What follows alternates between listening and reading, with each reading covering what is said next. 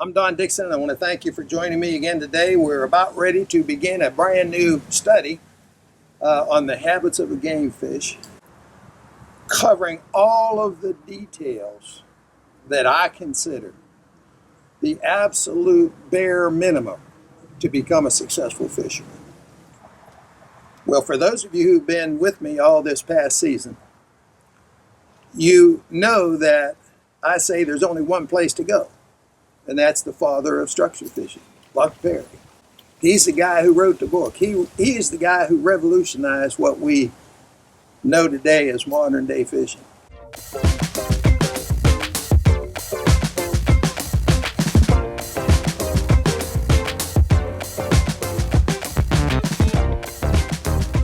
So naturally, if I want to learn something about a fish, I'm going to go right to the horse's mouth. I'm not going to listen to somebody that happened to win a local bass tournament a couple of weeks ago and see what he thinks about catching the fish. I'm not interested in what he thinks. I don't want to fill my head with a bunch of opinions of people that I never met before. I don't want to do that.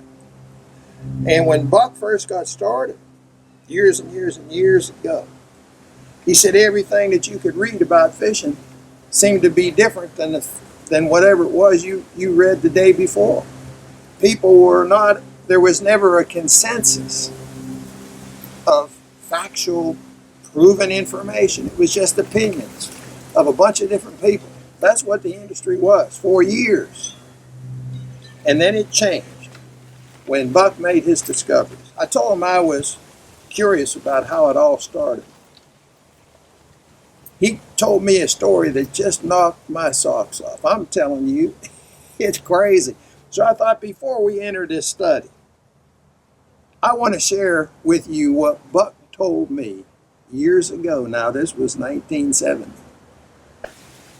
They lived on a lake. His dad was an avid fisherman, and they went fishing all the time. And they fished pretty much how everybody else fished back in those days. They'd cruise into an area of shoreline and start casting all kind of different lures. And as a matter of fact, a lot of people still do it that way today. But at any rate, occasionally they catch a few fish. But then at other times, they wouldn't catch anything. More often than not, he said, we wouldn't catch anything. He said, now, I want you to think about this. He said, back then, in the 1920s, when he was just a boy, he said the lakes were virgin. They were full of fish. No one had invented a water skier yet. They hadn't invented jet skis. They hadn't invented 10,000 fishermen fishing your water. He said, you go fishing for months, maybe never see one more fisherman. He said the lakes were loaded with fish. But yet most all the time, we didn't catch any. And my dad was actually known as a good fisherman, he said. He once made a catch earlier in the season of a limit of 10 fish, which weighed 46 pounds. So he had this reputation. He was an expert fisherman. Well, he said that was the biggest catch he ever made, and nothing ever even came close after that until years and years later after I had done all my work. He said, so this little occurrence happened in 1928. In fact, he remembered the actual month. It was March of 1928. That's a long time ago. They were having a fishless day. And they had preceded that the week before with another fishless day. They just weren't catching any fish. And his dad knew all the, quote, hot spots in their lake.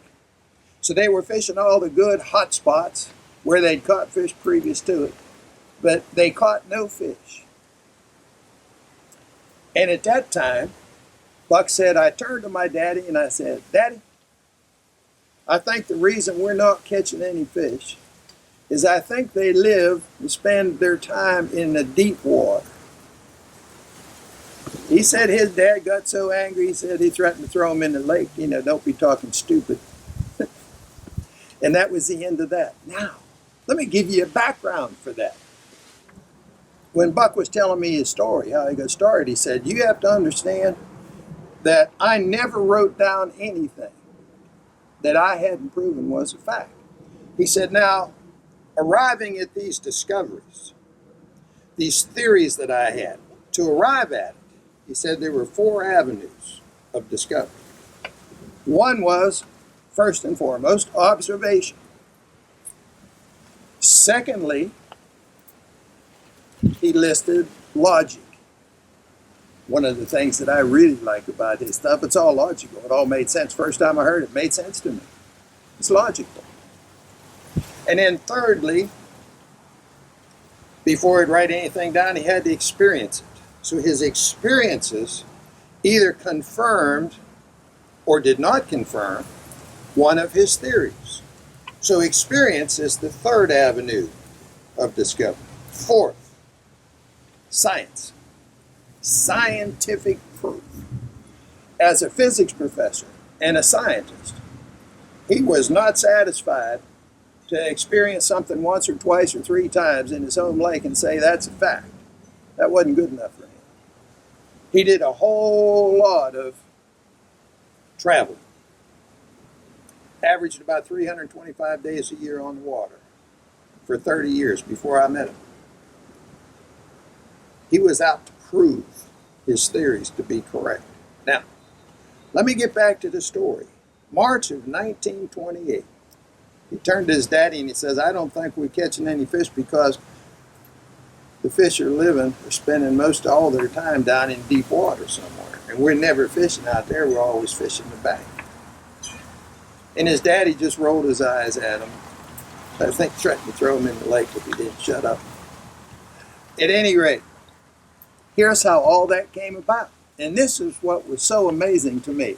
In 1928, Buck Perry was 12 years old. Now, 12 years old, I can't even remember if I did anything of any value whatsoever at age 12. But here's this 12-year-old Buck Perry. He would walk the banks of his home lake when he was having some free time and his daddy wasn't there and they weren't fishing. His daddy's at work, he had some free time. He walked, during the summer months, he walked the banks of that lake, always looking down into the water. And he said, here's what I found out. At age 12 now, keep this in mind, he was 12 years old. He looked down in some areas of the lake and he'd see a bunch of minnows swimming around. And occasionally he'd see some smaller game fish. And every once in a while he'd see a whole bunch of fish in an area. And at other times he wouldn't see any fish. No game fish, no panfish, and no minnows. At a spot where he'd seen them before. Well, that didn't make any logical sense to him. Now, he's just making some observations as a 12-year-old. So he moves on, travels around the lake, and all of the spots which were known as hot spots in his home lake. His daddy knew where the hot spots were, and they became hot spots because this is where the local people caught fish. When they caught them, that's where they caught them. 4, 5, 6 different areas known as hot spots. You have hot spots in your lake. I had them in my lake. And that would have been, of course, a normal place for Buck to go look for fish. But he also spent time looking in all of the other areas of the lake that were not known as hot spots. And in those areas, he never saw any minnows, never saw any panfish, never saw any game fish. But at the areas of the known hot spots, occasionally he'd see a few fish. Other times he could see a bunch of fish, but most of the time he wouldn't see any fish. So here's what that told him. And here's what he shared with his daddy in March of 1928 at the age of 12. Buck said, Daddy, I think they spend all their time out there in deep water. Occasionally we know they're up here where we catch a few. But I think when they're not here, they can only be somewhere deeper. We know they're not up in the woods. So that if they're not in the shallow water, they have to be somewhere in deeper water. I believe that's the truth of it all. I believe they spend most of their time in the deep water. Because most of the time, I don't see any fish up in the shallows. Most of the time, we don't catch any fish up in the shallows. So I'm just deducing from that that they're downstairs somewhere. They're living in deep water. And then he went on to say, anytime that I looked other than the hot spots, I looked in other areas of our lake, I never saw any fish. And some of the times when I was looking in the hot areas of the hot spots, I didn't see any fish. So it was those times that I told my daddy, I said, listen, they're not up in the woods somewhere.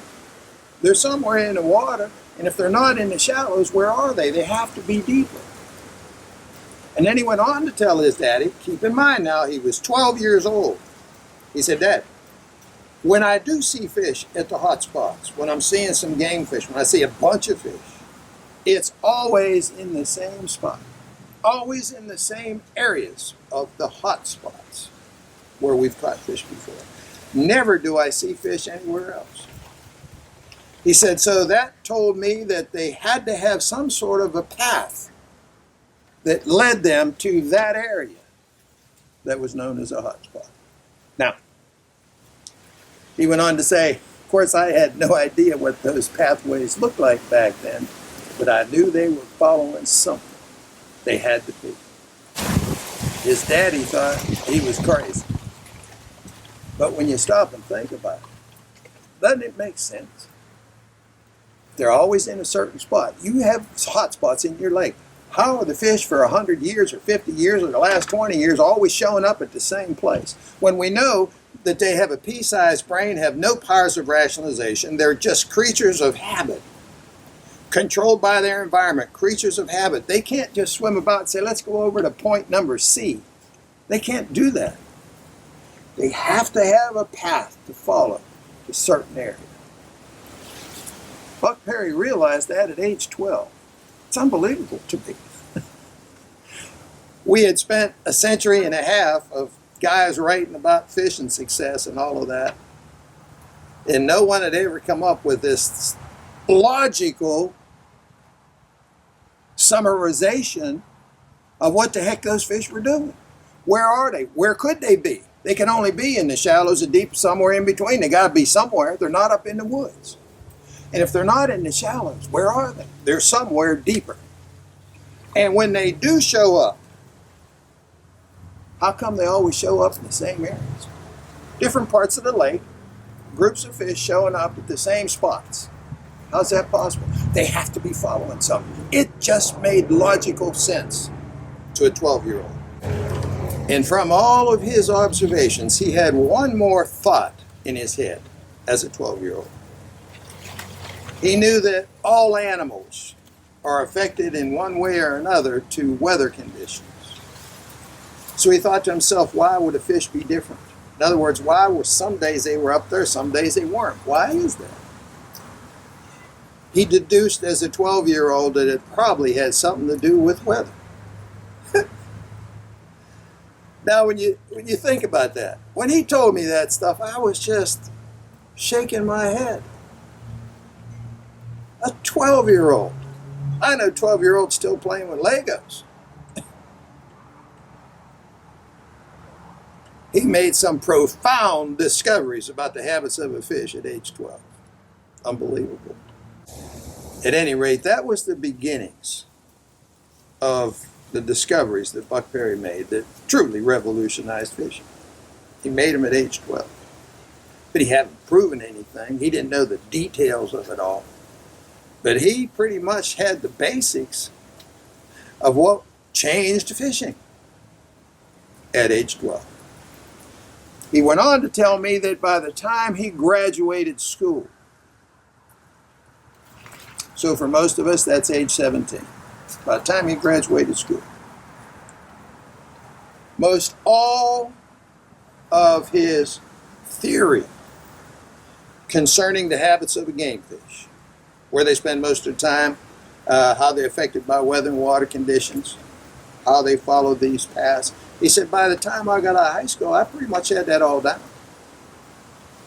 He said, then when I went through college, he said, I was also doing some research, because the last two avenues that in his mind as a scientific guy, and of course he was very scientific, physics professor. So In his mind, he had to prove these theories before he could actually say something to somebody, write it down somewhere. But he was going about his fishing with this knowledge in his head. But he hadn't proven it. So he thought that in order to prove it scientifically, which is the fourth avenue of discovery, of the proof, he said, I had to experience each and everything that I talk about. Not 1 time, 2 times, 10 times, 20 times, but I had to experience it hundreds of times with different species of fish in different types of water.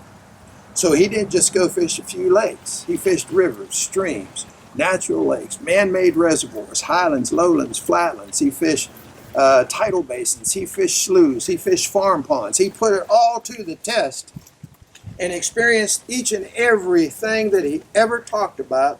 He experienced it hundreds and hundreds of times before he said, I am satisfied. We can call that a fact. Deep water's a home of the fish. And over the next few years, after graduating college and beginning his teaching career, he realized he really didn't want to teach physics. He wanted to branch out on this fishing thing. It was just something that was in his head, and we're very thankful that he did.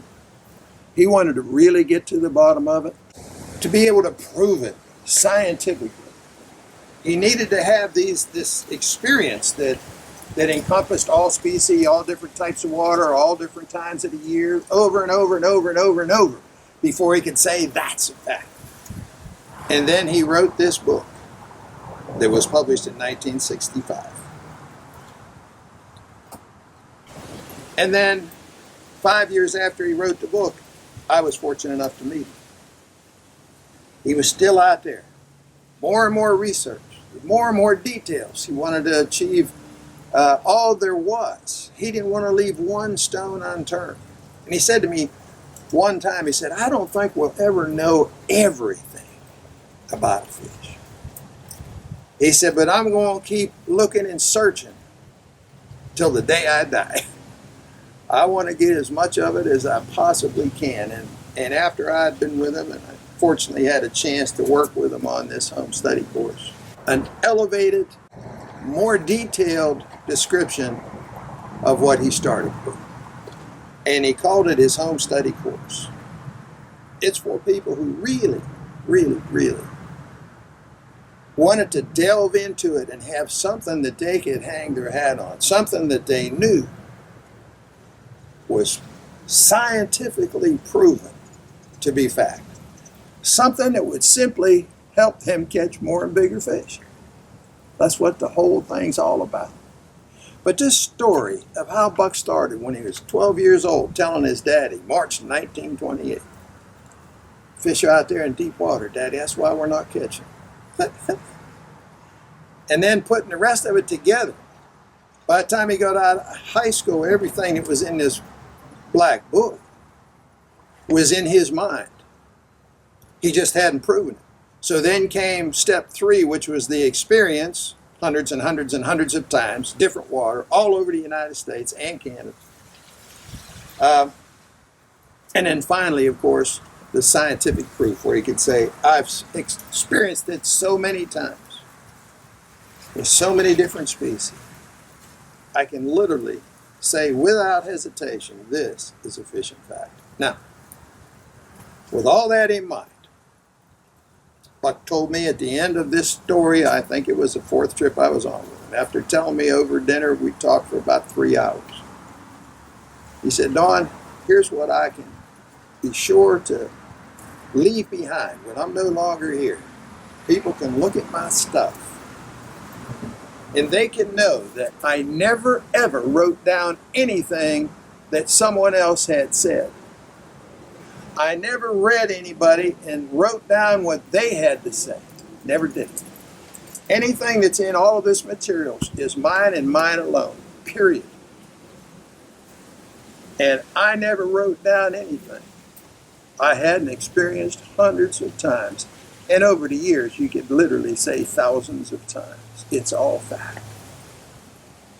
In my scientific mind, he said, I have scientifically proven all of the theories that I once had about a fish.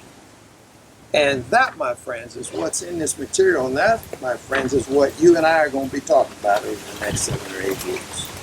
It all started back in 1928. One thing I can assure you, fish haven't changed. So thanks for being with me today. And I want you to like us on Facebook, follow us on Instagram, and be sure to subscribe to our YouTube channel if you haven't already done it. We appreciate it. So see you next time.